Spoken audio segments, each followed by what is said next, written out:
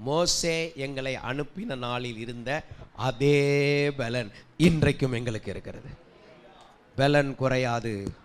சொல்லுங்க, சத்தமா சொல்லுங்க, என் பலன் குறைவதில்லை, என் பலன் குறைவதில்லை, என் பலன் குறைவதில்லை, என் பலன் குறைவதில்லை, என் பலன் குறைவதில்லை, என் பலன் குறைவதில்லை, என் பலன் குறைவதில்லை, என் பலன் குறைவதில்லை, என் பலன் குறைவதில்லை. கரங்களை தட்டி அப்படி ஒரு அபிஷேகத்தை இப்பொழுது கொடுப்பீராக இயேசுவின் நாமத்தினாலே.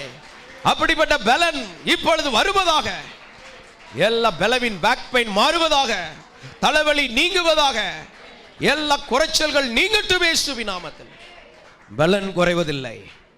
ஒருத்தன் 3 தடவை தான் அம்பு வித்தான். நீங்கள் பலன் குறையில, பலன் குறையினா குறைஞ்சிரும். அவர்கிட்ட அவனை தீர்க்கதரிசி சொன்னார், 3 தடவை தானே வீசினார் சோம்பேறி ராஜாவே, ஒரு 7 தடவை வீசியிருக்க வேண்டாமா? அப்போ கொஞ்ச நேரத்தில் என்ன செய்யணும்? 7 தடவையாக அதை அலையிலே சொல்லிடணும். நிறைய பேர் 3 அலையிலே சொல்லி தான் எல்லாம் பாதி பாதியாக கிடக்குது. இன்னைக்கு அப்புறம் எத்தனை அலையிலே ஒரே நேரத்தில் சொல்லணும்? கர்த்தரை 7 முறை மகிமைப்படுத்த கர்த்தர் கிருபை தருவாரா? 7 எக்காலம், 7 கோபகலசம், 7 ஸ்தோத்திரம், எல்லாம் 7 வெளிப்படுத்தல வருது. பரிசுத்தாவில் நிரம்பி அப்படிப்பட்ட பலனோடு வாழணும். ஆமென், ஹல்லேலூயா. அடுத்தபடியாக ஓசியா 6:1, கர்த்தரிடத்தில் திரும்புவோம் வாருங்கள், கர்த்தரிடத்தில் திரும்புவோம் வாருங்கள். நம்மை பீறினார், அவரே நம்மை குணமாக்குவார். நம்மை அடித்தார், அவரே நம்முடைய காயங்களை கட்டுவார். அவரே காயம் கட்டுவார். பாருங்க, இதப்ப என்ன சொல்ல? யாருக்கிட்ட தான் வர வேண்டியிருக்கு? எதுக்குங்க? அவர் தான் பீர்னார், அவர் தான் குணமாக்க போறார், அப்புறம் அடிச்சதும் அவர் தான். இதப்ப எங்க சொல்ல? சில நேரம் கர்த்தர்கிட்டே அடி வாங்கின ஆட்கள் பார்த்துருக்கீங்களா? உன்னை வேற பேயெல்லாம் அடிக்கல, ஒரு மனுஷனை ஒன்று அடிக்கல, உன்னை அடிச்சது கர்த்தர்.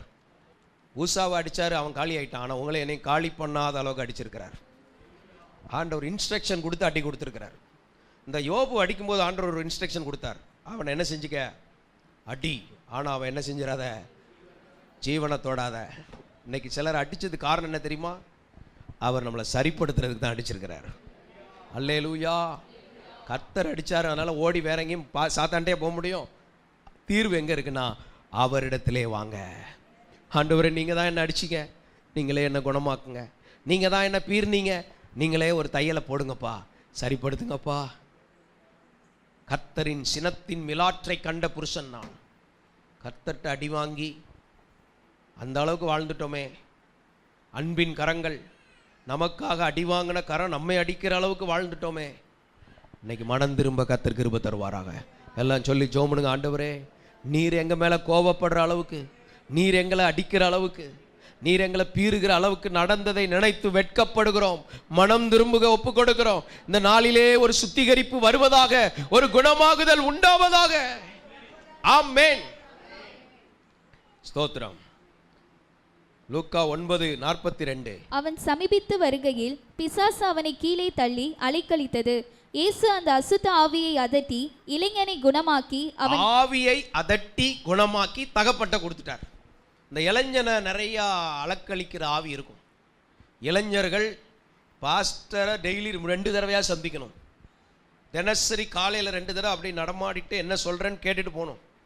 ஸ்தோத்திரம். ஒரு தடவை வரலனாலே அதுக்குள்ள சத்துரு ஏதாவது பூந்துருவான். அவனுக்கு அசுத்த ஆவி அவனை என்ன செஞ்சதான்? அலக்களித்து.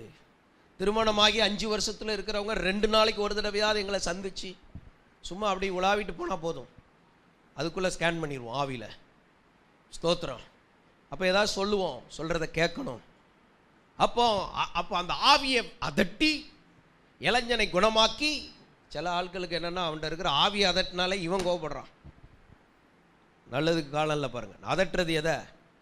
ஆவியை அதட்டினா அவனுக்கு பொறுக்கலை. ஐயோ, அந்த ஆவியை இருக்கு, அந்த ஆவியை நான் 5 தலைமுறையாக வச்சுருக்கோம், இந்த ஆவியை விட்டுட்டா நாங்கள் எப்படி போகிறது? ஆண்டவருக்கு மகிமை உண்டாகட்டும். எல்லாம் சொல்லி ஜோமனுங்க. இந்த மாதிரி எங்களோட ஒட்டிக்கிட்டு இருக்கிற அந்த பேய்கள் இருந்து விடுதலை இயேசுவின் நாமத்தில் யாராவது இருந்தாலும் இன்னைக்கு அவர்களுக்குள்ள ஒரு விடுதலை வருவதாக. ஆமென். ஆவியை விரட்டினா விடுதலை. ஆவியை விரட்டின உடனே ஆவி எழும்பும் பாருங்க. சிலர் அதுலேருந்து விடுதலை பெற விரும்பலை. இன்னைக்கு ஆவியோட வாழவா, ஆவியானவரோடு வாழ போறீங்களா? பரிசுத்தாவி தான் நம்மளை நடத்தணும். எல்லாம் சொல்லி ஜோமனு. இயேசுவின் நாமத்தில் நம்முடைய நல்ல ஆவியானவர் நடத்துவீராக. சில அடையாளம் சொல்லவா ஆவியோடு வாழ்கிறீங்களா இல்லையாங்களுக்கு? சிலருக்குள்ள பலவீனம், எப்பவும் உடம்பு சரியில்லை. என்னைக்கா ஒரு நாள் வரும், 3 நாள் சோமாகி போயிடும், தலைவலி காய்ச்சி, எப்பவும் உடம்பு சரியில்லை. அப்போ நீ பலவீனம் என்கிற ஆவியோடு வாழ்ந்து கொண்டிருக்கிறாய். சிலருக்கு ஆலயத்துக்கு வந்த உடனே தூக்கம்தான், அப்படி இழுத்துக்கிட்டே இருக்கும். நீ கனநித்திரை ஆவியோடு வாழ்ந்து கொண்டிருக்கிறாய். சிலர் எப்பவும் சாப்பிட்டுக்கிட்டு இருக்கவே தோணும். நீ அந்த சில ஆவிகள் பேரை சொல்றதுக்கே கஷ்டமா இருக்கு. இந்த மாதிரி ஆவிகளோடு வாழாம ஆவியானவரோடு வாழ கர்த்தர் கிருபை தருவாராக. ஆமென் ஆமென். எல்லாம் சொல்லுங்க, இயேசுவின் நாமத்தில் ஆவியோடு வாழாம இயேசுவோடு வாழ என்னை ஒப்பு கொடுக்கிறேன். இயேசுவோடு வாழ என்னை ஒப்பு கொடுக்கிறேன். ஆமென். ஏன்னா நீங்க சரீரத்தில் பாடுற பாடுகளெல்லாம் எங்க ஆவியிலையும் சரீரத்திலையும் நாங்கள் உணர்வோம். சும்மா சர்ச்சை நடத்துறது கிடையாது. உங்க பிரச்சனையை எங்க ஆவிலையும் மனசுலையும் நாங்கள் உணர்வோம். அது வந்து எங்களை தாக்கும். அதை எதிர்த்து தான் வாழ்கிறோம். ஆனால் இயேசுவை சார்ந்து கொள்றதுனால அதை உடைச்சி ஜெயிச்சுக்கிட்டே இருக்கிறோம். அதே மாதிரி நீங்களும் ஜெயிக்க முடியும். நான் சொல்கிற விசுவாசி புரியுதா? ஸ்தோத்திரம். இப்போ நம்மளாம் உண்டு ஆஸ்பத்திரியில் விட்டான்னு வைங்களேன், பெட்டில் சேர்க்கறதுக்கு டாக்டர் 100 காரணம் வச்சுருப்பாங்க. ஆனால் நாங்கள் 100 காரணத்தையும் ஒரே காரணத்தினால ஜெயிக்கிறோம். இயேசு எனக்காக பலியானார், தழும்புகளால் குணமாகிறோம், தழும்புகளால் குணமாகிறோம், தழும்புகளால் குணமாகிறோம். அல்லேலூயா. இப்பொழுது நமக்கு கர்த்தர் கொடுத்த வார்த்தையின்படி இந்த குணமாக்கப்படுகிற இடத்துல வரணும். இந்த வார்த்தையை கேட்ட எல்லாரையும் குணமாக்குவார். உங்கள் மனசை குணமாக்குவார், உங்கள் இருதயத்தை குணமாக்குவார், உங்கள் ஆவியை குணமாக்குவார்.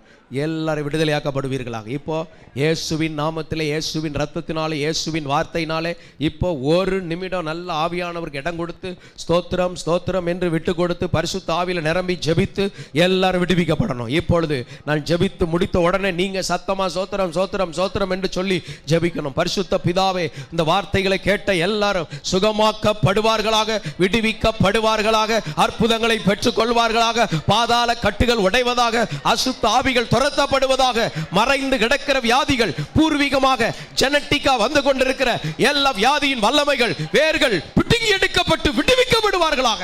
இயேசுவின் வல்லமை அதிகாரமுள்ள நாமத்திலே அற்புதங்கள் நடப்பதாக. இயேசுவின் நாமத்தில், இயேசுவின் நாமத்தில் பிதாவே. ஆமென் ஆமென் ஆமென். இப்ப எல்லாரும் நல்லா இயேசுவே ஸ்தோத்திரம் ஸ்தோத்திரம் பெற்றுக்கொள்ளுங்க. அபிஷேகத்துக்குள்ள வந்துருங்க, விடுதலைக்குள்ள வந்துருங்க. இயேசுவின் நாமத்தினாலே பாதாள கட்டுகள் உடைக்கப்படு, சாப கட்டுகள் உடைக்கப்படு, தருத்திர கட்டுகள் உடைக்கப்படு, வேதனையின் கட்டுகள் உடைக்கப்படு, பலவீன ஆவி வெளியே போ, கனநித்திர ஆவி வெளியே போ, இச்சையின் ஆவி வெளியே போ, அசுத்த ஆவி வெளியே போ, பொல்லாத ஆவி வெளியே போ. இயேசுவின் நாமத்திலே கரங்களை தட்டி கர்த்தரை மகிமைப்படுத்தி ஷபா லபா ஹத ரபா ஹத ரபா ஷம்தா லபா ஹரபா ரபா ஷப்தா ரபா ரபா ரிதா லபா ஹரபா.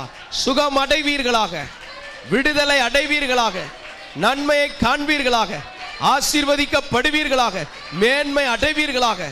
சோத்திரம் சோத்திரம் சோத்திரம் சோத்திரம். நாம மகிமைப்படட்டும் இயேசுவின் நாமத்தில் பிதாவே. ஆமென் ஆமென். Rock City AG Church service timing Sunday morning 5 a.m., 7 a.m., 9 a.m. and 11 a.m. Evening 6:30 p.m. Branch Church AG Blessing Center. Sunday morning service 9 a.m. near Ariyamangalam EB Office Street, Thidir Nagar Road.